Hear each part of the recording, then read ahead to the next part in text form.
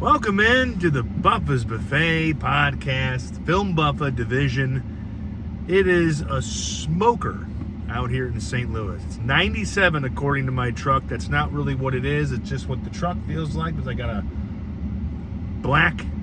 blackish Dodge Ram. I've been told it's not completely black. It's a blackish Dodge Ram, but it is a Dodge Ram truck cast. We're going to discuss Avengers Doomsday. Trailer came out yesterday. Yes, Spider-Man trailer came out today. Spider-Man Brand New Day comes out in 2 weeks. And Avengers Doomsday comes out in December, in 4 months and change. It is going to be the movie event of the year. If the Odyssey was the movie event of kind of like the summer and the first part of the year, Avengers Doomsday is definitely going to be that when we get to the end of the year. But it's about a 1.5 to 2 minute teaser. Some of the stuff is what we've already kind of thought and seen. The general plot is that Robert Downey Jr. is coming back as Dr. Doom, Dr. Victor Doom. I don't know how they're exactly going to do that just yet, but it does involve multiple multiverses. So they're going to probably do somebody did something and messed everything up. What's kind of shaping it up to be is that Dr. Doom is not going to be a complete bad guy. He is going to be somebody who was broken bad. You know, was a good guy and something turned him to the dark side. Something bent him in a way that he wants to be villainous and wants to take it out on other superpowered individuals such as Thor and, of course, Mr. Steve Rogers, who is not kind of technically not really Captain America anymore. Anthony Mackie, who is back in this movie as well, is kind of Captain America. And of course the Thunderbolts are going to be involved, the Fantastic Four. You're going to have the Wakandans, the Black Panther and her group of warriors. Everybody is going to be needed to fight Dr. Doom, who can essentially hold off a rushing Thor and his big old mighty axe just by doing this. You got poor Hemsworth. Yeah. But that's what they're up against. And he says that the biggest part of the trailer is Chris Hemsworth as Thor telling them, hey, I've fought alongside a lot of great warriors. They were tougher than us and they died. And here we are up against in the fight of our lives. Yes, it was Ultron before, and then it was Thanos, and now it is Dr. Doom. And the trailer shows kind of the team getting back together. You have a lot of people that are going to have to work together. Of course, I cannot forget about the X-Men are now in this too. They got everybody. I'm sure Wolverine's going to show up. Bernthal's Punisher's going to come by and go, "Rah!" You know, and then he's going to depart. There's going to be a lot of anybody that you know. Deadpool's probably going to show up and then make a joke about the end of the world. But everybody's in it, and everybody's trying to get used to each other. As Thor's trying to tell them, you know, put your differences aside. We have to fight something that's going to kill us all if we don't. So it's not like Thanos, where he wants to balance out the world and he wants to kind of make everything balance, take away 50%. Doom just kind of wants to wipe everything out. He doesn't want anybody to have what he lost, which again the rumors are is that his wife and kid were killed. Some kind of tragedy struck Dr. Doom and is making him kind of, you know, lash out in a very, very bad way. So as I adjust my air, if you can hear the air conditioning, I am sorry. You do not want me pouring sweat. The Pouring Sweat podcast. I'll rename my whole thing if I do this without an air vent. But that is coming out in December. The teaser didn't give too much away. Again, you just see them kind of getting suited up. You see Loki with this little TCA card. He hands that to somebody, what we think is Steve Rogers, that basically gives him the wherewithal to come back. Loki, as you know, at the end of his Disney Plus TV series, he was kind of, he had that kind of power of the TCA. I want to say, without looking up the Time Control Agency, they kind of control all the multiverses. They overlook it. They get to decide who goes here, who goes there, and that's the whole plot here, is that multiverses are crossing over, and they have brought a very Tony Stark looking Doctor Doom into play. And as far as seeing him, that's what everybody wants to know. We all knew Evans was coming back, Hemsworth. We knew all the X-Men and the Black Panther crew, they were all going to be in there. But we want to see Downey, and you see a little bit. Mostly he has his mask on, but in one part early on, you do see what looks like a gray goatee. Now, when they were filming, Downey Jr. could be seen looking kind of fit. I mean, I guess in order to wear that big suit, you can't be a skinny, scrawny guy. You got to put some bulk on. But you can see that he had a grayish goatee. Not like mine, where there's still some pepper here in the goatee area. It was all white. And you see that in the trailer just a little bit. Because in the beginning, of course, from his world and his country, I think it's called Latavia, they speak a different language. It sounds like Latin and a little bit of French.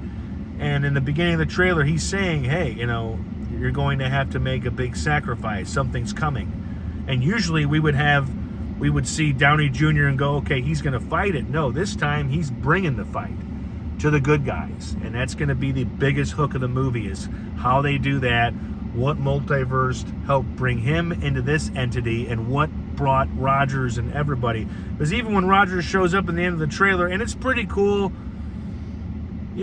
Thor's walking up, and you just hear somebody say, hey, pal.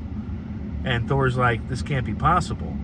And what does he do to test it? He holds up his hammer and lets it go, and Chris Evans as Steve Rogers catches it. And he has that little look. And I will say, people have talked about it online, but it may be a nose thing that he's wearing, but he looks a little different. He has the Infinity War, the best look. I mean, look, man, the guy's sharp looking, but he has the long hair and he has the beard.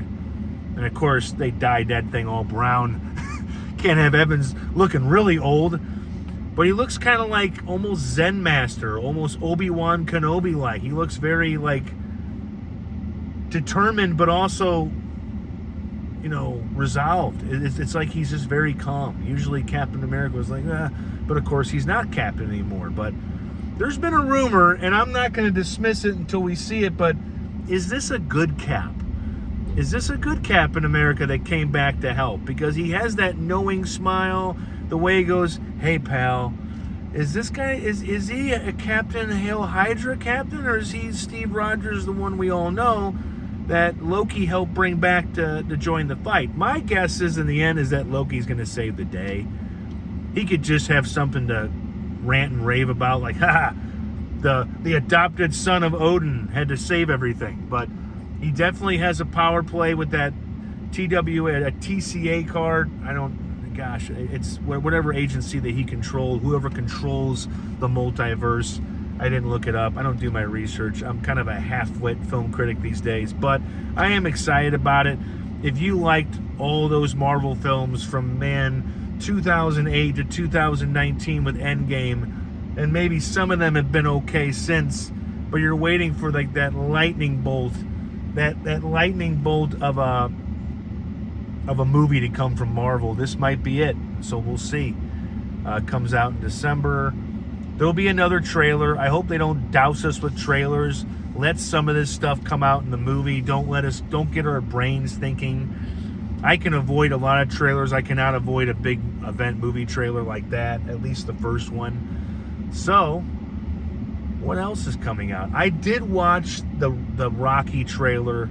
I Am Rocky, played by a young actor whose last name I will not try to just say off the top of my head and shred. He did play Al Pacino, though, in Paramount Plus's The Offer. So he's going to play a young Stallone, and he's already played a Pacino. I guess next for this guy is to play De Niro.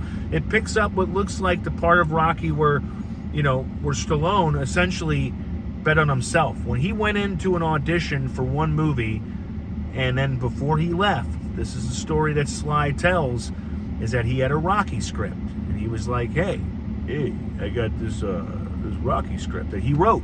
It's about a boxer down and out in Philadelphia trying to, betting on himself, $1 million to 1 shot. Because at the time of Rocky coming out, Stallone was a 1,000,000 to 1 shot. He said he's based it on Chuck Wepner, the boxer from New Jersey, but really, Stallone put a lot of that on himself. I mean, he was the 1,000,000 to 1 shot.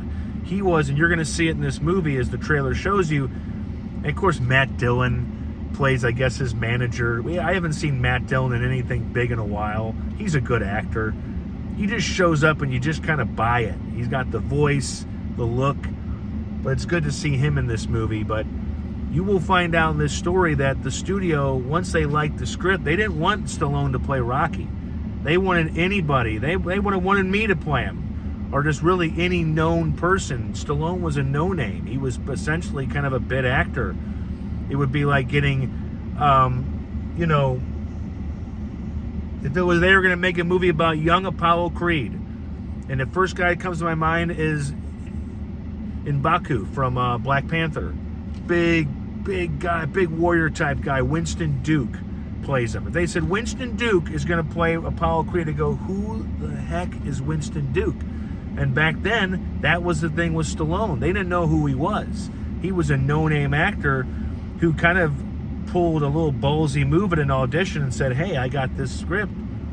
Hey, I'm not going to get this role, but how about this one? And they're like, we like the script, but we don't want you to play the role. And he held out. Back then, they wanted to pay him $25,000, and $25,000 in the mid-'70s was some cash. Then they went 75 and 100, 150. They wanted to pay him $250,000, and Stallone was like, no, you ain't going to do it. He held out, and he held out for a good reason, because the movie, we know what happens. This is the fun part of watching these movies that have a good ending. We know what happens. The movie goes on to win Academy Awards. It gets nominated for a bunch of awards. Stallone gets nominated, the nobody, and the movie played in theaters for over a year. So I'm ready for it. I heard about the movie, but once I see the guy, and Anthony Pacquiao, I don't want to shred his last name. I've shredded too many names in my podcasting radio days, but if you look up the actor and you watch the trailer, I Am Rocky, he looks the part. He's wearing that white wife beater, and he's moving around his apartment, he's throwing punches, and they made this movie, they couldn't have one setback.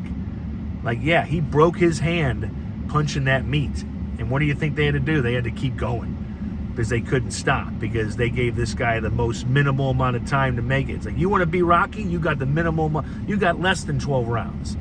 And so, if you watch him, though, and you watch the way he talks, and even the way he moves, Stallone, when he played Rocky, it was almost like he was climbing into his own skin. He was kind of understanding the role, but also understanding how to be a leading man. And this guy nails it. So I wasn't much for it before, because I'm a Rocky fanatic. I'm a Stallone fanatic, but you know what? Maybe they did it right. So 2 trailers came out this last week. I Am Rocky looks pretty good. And then Avengers Doomsday, which will be followed by Avengers Secret Wars. And then, I'm just kidding. And then they're going to bring back Hemsworth as a different villain. No, I'm just kidding. I want to see how they do it with Downey. They got a think tank of Marvel guys, ladies and gents, rumming through this every day. So they came up with something good. But give it a look. You'll watch it more than once. You'll watch the part with Chris Evans more than once. I know the ladies will be like, he's back, baby. Maybe with a new nose. Who knows? Anyway, I'm Dan Buffa. I'm going to go back in and find air conditioning and keep lifting pipe and hope for the end of the day to come so I can maybe go jump in a pool. Or maybe just rest in front of a fan for 7 hours. Ever do that in the summertime? If you sweat like I do, let's say you work in a semi-hot area, or if you go out and do some hot shit, and then you come back to the house and you find a fan and you sit in front of it and you're on your phone, and then you realize 85 minutes just passed. That's the greatest thing, and maybe I'll find that today. So, thanks for watching. Peruse the site if you want. The buffet is open. It's got some, it's got some portions available for written, and it's got some portions available for watching and listening. And maybe one article's got a video and an article. A little hybrid action going on. We're taking this shit to the next level. All right, everybody, have a good Tuesday. I had to think about what day it was, because when it's hot, your brain malfunctions. Thankfully, mine's not doing that just yet. But have a good one. Stay hydrated. Don't think I got it. You don't got it. And you're going to boil out here. And make sure you have water. Don't drink hot coffee like this idiot. I'm drinking cold coffee. I'm drinking cold water right now. And if I get any coffee, it's going to be iced. But just protect yourself out here. This is where you get overheated, your heart gets going, your lungs are trying to keep up, and you can get dehydrated. Getting dehydrated sucks. I've been there more than I'd like to admit. Probably a lot of times undiagnosed, where I'm just like walking around like, why do I feel like I want to collapse? You have had 3 cups of coffee and 1 cup of water. But I'm getting better about that. I've been better this summer.